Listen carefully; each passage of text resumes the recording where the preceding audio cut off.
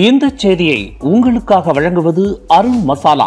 1983 ஆண்டிலிருந்து தரத்துடன் தன்மை மாறாத அறுசுவை சமையலுக்கான அருண் மசாலா.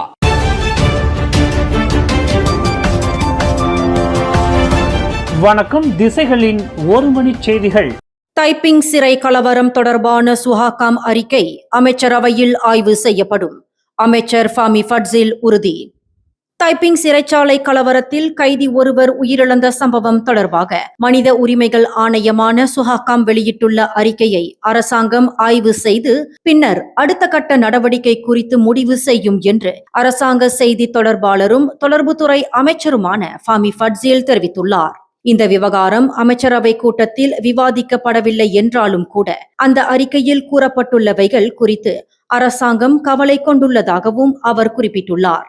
மேலும் வழக்கமாக சுஹாகாமின் ஆண்டு அறிக்கையானது அமைச்சரவையில் தாக்கல் செய்யப்பட்டு விவாதிக்கப்படும் என்றும் அதன்படி இந்த விவகாரத்தையும் அரசாங்கம் விரைவில் ஆய்வு செய்யும் என்றும் ஃபாமி ஃபட்சில் உறுதியளித்துள்ளார். கடந்த ஆண்டு ஜனவரி 17 தைப்பிங் சிறைச்சாலையில் ஹால்பியிலிருந்து பிளாக் ஈட்க்கு கைதிகளை இடமாற்றம் செய்யும் நடவடிக்கையின் போது சுமார் 60 சிறை அதிகாரிகள் 100க்கும் மேற்பட்ட கைதிகளை கடுமையாக தாக்கியதாக சுஹாகாம் அறிக்கையில் கூறப்பட்டுள்ளது. இச்சம்பவத்தில் ஏற்பட்ட கடுமையான தாக்குதல் காரணமாக கன் சின் எங் என்ற கைதி உயிரிழந்தார்.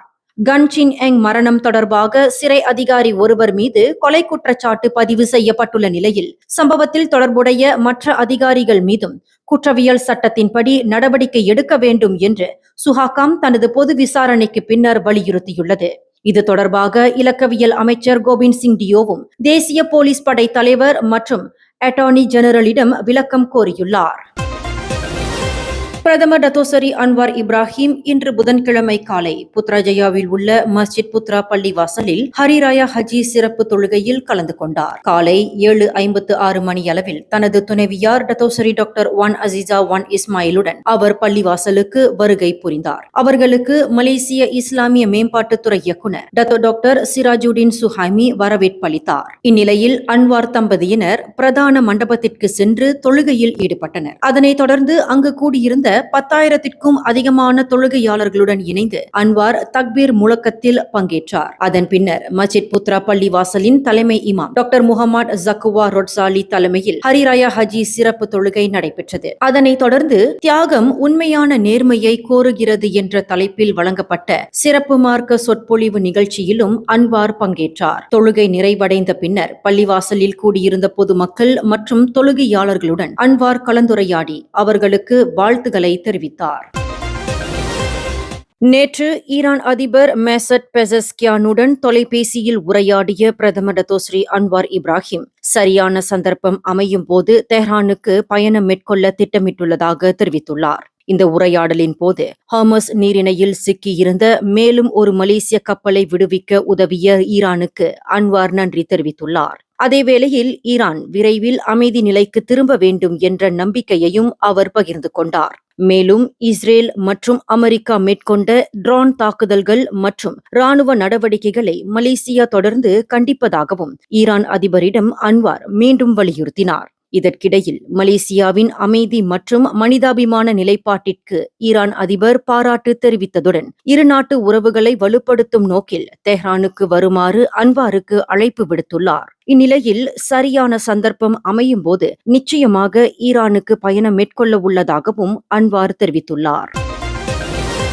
ராணுவ பயிற்சிகள் மேற்கொள்வதற்கு ஜொஹூர் மாநிலத்தில் எந்தவித தடையும் இல்லை என்றும் எப்போதுமே அதுபோன்ற நடவடிக்கைகளுக்கு ஆதரவு வழங்கப்படும் என்றும் அம்மாநில இளவரசர் மற்றும் இடைக்கால சுல்தான் துங்கு இஸ்மாயில் சுல்தான் இப்ராஹிம் தெரிவித்துள்ளார். இது குறித்து தமது முகநூலில் அவர் வெளியிட்ட பதிவில் ராணுவ பயிற்சிகளானது நாட்டின் பாதுகாப்பை வலுப்படுத்த மிகவும் அவசியமானவை என்று குறிப்பிட்டுள்ளார். ஜொஹூர் அரச குடும்பமும் மாநில அரசாங்கமும் அதற்கு முழு ஆதரவு அளிக்கும் என்றும் அவர் உறுதியளித்துள்ளார். மேலும் ராணுவ பயிற்சிகளை மேற்கொள்ள அவசியமற்ற தடைகள் இருக்கக்கூடாது என்றும் அவர் வலியுறுத்தியுள்ளார். அதேவேளையில் பணியில் உள்ள ராணுவ வீரர்கள் மட்டுமல்லாமல் ஓய்வு பெற்ற மற்றும் ஓய்வு பெறவிருக்கும் வீரர்களுக்கும் தமது ஆதரவு தொடரும் என்றும் துங்கு இஸ்மாயில் தெரிவித்துள்ளார். முன்னதாக பஹாங் இளவரசர் தங்கு ஹசானால் இப்ராஹிம் அலாம் ஷா மாநிலத்தில் ராணுவ பயிற்சி நடத்துவதற்கு முன்னர் பஹாங் சுல்தானின் அனுமதியை பெற வேண்டும் என்று உத்தரவிட்டிருந்தார் என்பது குறிப்பிடத்தக்கது. தைப்பிங் சிறையில் கைதிகள் மீதான அத்துமீறல்கள் குறித்து மனித உரிமை ஆணையமான சுஹாக்கம் வெளியிட்டுள்ள பொது விசாரணை அறிக்கைகளில் கண்டறியப்பட்டுள்ளவைகளை ஆய்வு செய்வதில் முழுமையான ஒத்துழைப்பு வழங்குவதாக மலேசிய சிறைத்துறை தெரிவித்துள்ளது. அந்த அறிக்கையில் இடம்பெற்றுள்ள அனைத்து அம்சங்களும் பரிந்துரைகளும், குறிப்பாக சிறை நிர்வாகம் மற்றும் பணியாளர்கள் தொடர்பான குற்றச்சாட்டுகளும் மிக கவனமாக ஆய்வு செய்யப்படும் என சிறைத்துறை நேற்று வெளியிட்ட அறிக்கையில் குறிப்பிட்டுள்ளது. மேலும் அந்த அறிக்கையை முழுமையாகவும் நேர்மையாகவும் ஆய்வு செய்ய சம்பந்தப்பட்ட அதிகாரிகளுடன் முழு ஒத்துழைப்பும் வழங்கப்படும் என்றும் சிறைத்துறை உறுதியளித்துள்ளது. கடந்த ஆண்டு ஜனவரி 17 தைப்பிங் சிறையில் கைதிகள் இடமாற்றம் செய்யப்படும் போது ஏற்பட்ட கலவரத்தில் விலங்கிடப்பட்ட கைதிகள் மீது மிதமிஞ்சிய வன்முறை, மிளகாய்த்தூள் தெளிப்பு மற்றும் மருத்துவ பதிவுகளை போலியாக தயாரித்தது போன்ற காரணங்களால் கான்சின் எங் என்ற கைதி மரணமடைந்ததுடன் 100க்கும் மேற்பட்ட கைதிகள் காயமடைந்துள்ளனர் என சுஹாக்கம் அறிக்கை கூறுவது குறிப்பிடத்தக்கது. கிளாந்தான் மாநில PKR கட்சியானது அக்கட்சியின் தேசிய தலைவரும் பிரதமருமான டத்தோஸ்ரீ அன்வார் இப்ராஹிமுக்கே தங்களின் முழுமையான ஆதரவை வழங்கப் போவதாகவும் பார்ட்டி பெர்சாமா மலேசியா கட்சியில் இணையும் எண்ணம் இல்லை என்றும் உறுதியளித்துள்ளது. இதுகுறித்து கிளாந்தான் மாநில PKR செயலாளர் ரஹீம் ஹசான் வெளியிட்டுள்ள அறிக்கையில், மாநிலத்தின் 14 தொகுதி தலைவர்களும் அவர்களது குழு உறுப்பினர்களும் PKRக்கு விசுவாசமாக இருப்பதாக தெரிவித்துள்ளார். முன்னாள் PKR தலைவர்களான ரஃபீசி ரம்லி மற்றும் நிக் நஸ்மி நிக் அஹ்மத் ஆகிய இருவரும் அண்மையில் பெர்சாமா கட்சியை வழிநடத்தும் பொறுப்பை ஏற்றிருந்தாலும் கூட கிளாந்தான் மாநில PKR தலைவர்களை பொறுத்தவரையில் அவர்களுடன் இணையும் எண்ணம் இல்லை என திட்டவட்டமாக ரஹீம் ஹசான் தெரிவித்துள்ளார். அதேவேளையில் அடுத்த பொது தேர்தலை முன்னிட்டு அனைத்து நிலைகளிலும் கட்சியின் அமைப்பை வலுப்படுத்துவதில் தற்போது கவனம் செலுத்தி வருவதாக அவர் குறிப்பிட்டுள்ளார். கிளாந்தான் மாநிலத்தில் முக்கிய தலைவர்கள் மற்றும் உறுப்பினர்களில் பலர் பதவி விலகி பெர்சாமா கட்சியில் இணைந்து வரும் சூழ்நிலையில் ரஹீம் ஹசான் இந்த அறிக்கையை வெளியிட்டுள்ளார். ஹோட்டல் அறையில் கெத்தமின் மற்றும் MDMA போதைப் பொருள் வைத்திருந்ததாக குற்றம் சாட்டப்பட்ட 8 பேர் நேற்று கோலாலம்பூர் மேஜிஸ்ட்ரேட் நீதிமன்றத்தில் ஆஜராகி தங்கள் மீதான குற்றச்சாட்டுகளை மறுத்து விசாரணை கோரினர். குற்றம் சாட்டப்பட்டவர்களில் 2 மலேசியர்களான 24 வயது ஐவன் வாங் யி ஜியன், 36 வயதான சாங் கிங் ஜுன் உள்ளிட்ட 6 வெளிநாட்டவர்களும் அடங்குவர். கடந்த மே 24 அதிகாலை 4 மணியளவில் கோலாலம்பூரில் உள்ள பிரபல ஹோட்டல் அறையில் 1.5 கிராம் கெத்தமின் மற்றும் 0.7 கிராம் MDMA வைத்திருந்ததாக அவர்கள் மீது 2 குற்றச்சாட்டுகள் பதிவு செய்யப்பட்டுள்ளன.